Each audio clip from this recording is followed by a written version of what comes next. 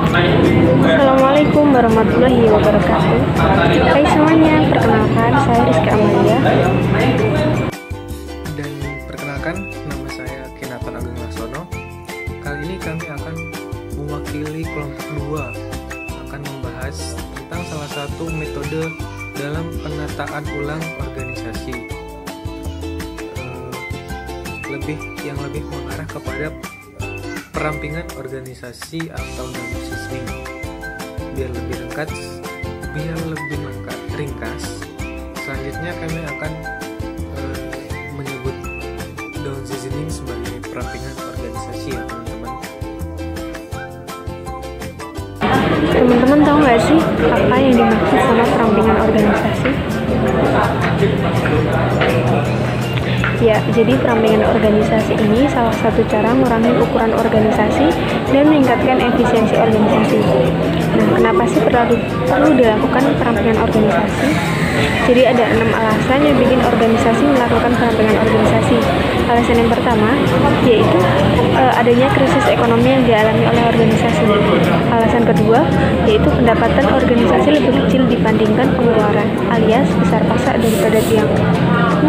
Alasan ketiga, jumlah tenaga kerja yang terlalu banyak dan menyebabkan pembengkakan anggaran.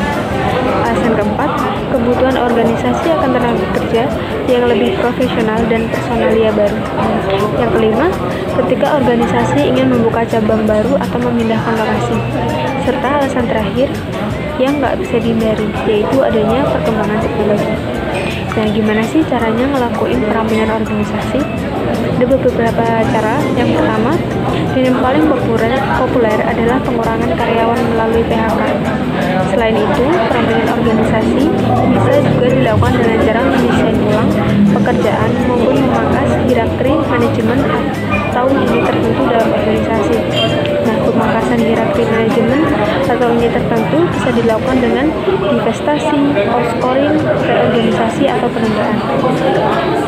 Nah, teman-teman tahu nggak sih perampingan organisasi ini ada konsekuensinya nggak sih? Coba tebak. Ya, benar banget.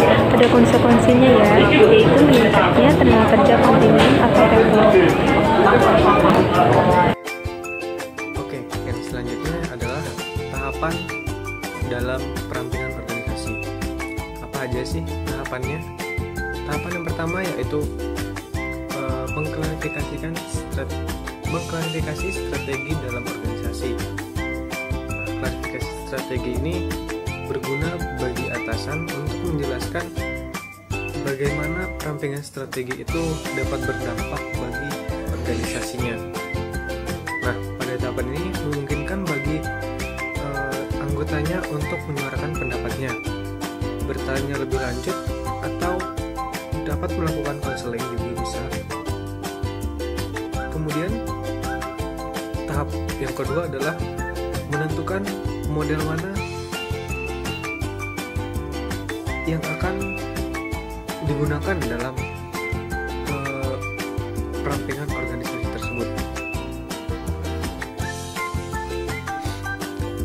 Di dalam tahapan ini ada 3 model organisasi yang dapat digunakan oleh sebuah organisasi. Pertama adalah pengurangan tenaga kerja, mendesain kembali organisasi dan merubah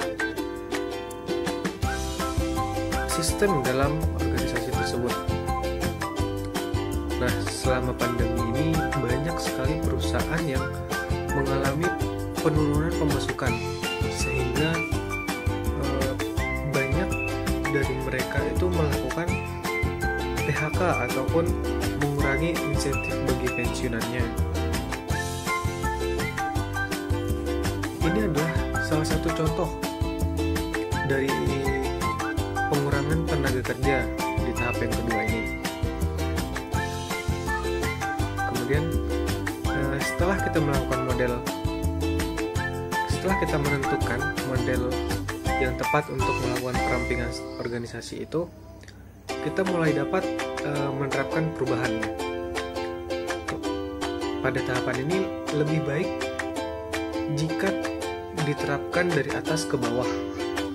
Jadi mulai diidentifikasikan mana saja divisi atau area tertentu yang tidak efisien dan menghabiskan banyak biaya, seperti itu. Selanjutnya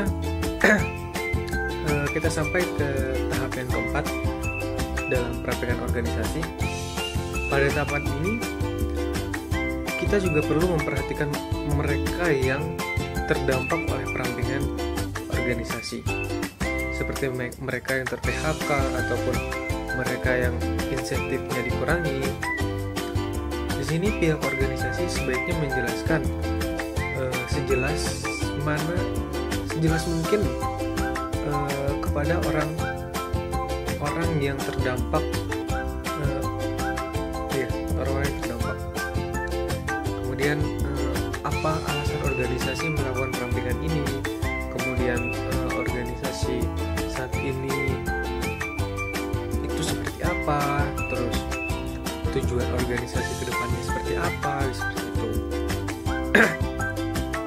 Nah, teman-teman, kita telah sampai pada tahapan yang terakhir, yaitu menindaklanjuti perampingan organisasi dengan rencana pertumbuhan bagi organisasi kedepannya. Pada tahapan ini, organisasi mulai beradaptasi dengan kondisi ataupun strategi baru organisasi dan sedikit demi sedikit menerapkan rencana pertumbuhan organisasi untuk kedepannya. Itu teman-teman. Tak seindah mimpi ya teman-teman.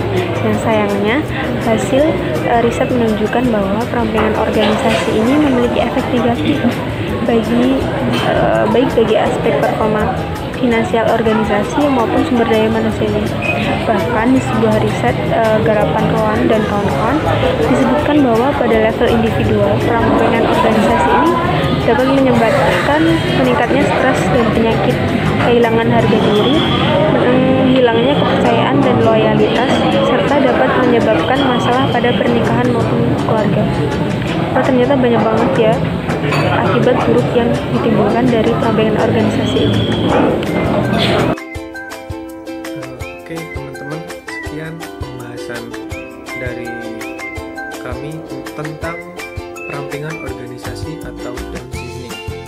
Semoga semuanya bermanfaat bagi teman-teman sekalian. Saya Rizky Amelia dan Kinatan Ageng Laksono pamit undur diri. Dadah. Assalamualaikum warahmatullahi wabarakatuh.